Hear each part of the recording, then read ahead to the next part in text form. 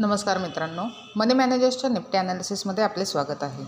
काल Nifty daily time फ्रेमच्या demand झोनमध्ये गॅपडाऊन ओपन झाली 25,452ला आणि 25,640चा हाय देऊन साधारण 11 वाजेनंतर डिमांड झोन खाली ब्रेक केला आणि 25,230चा लो बनवून कन्सॉलिडेट करत 25,250ला क्लोज झाली।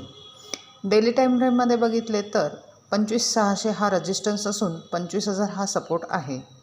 आता उद्यासाठी बघितले तर 25,220 आणि 25,300 या दोन महत्त्वाचे लेवल्स आहेत।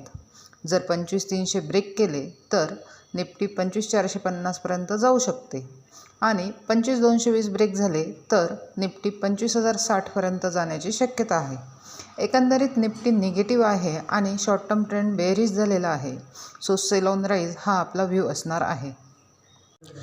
अशाच निफ्टीच्या ॲनालिसिससाठी चॅनल सबस्क्राईब करा, तसेच व्हिडिओ लाईक आणि शेअर करा।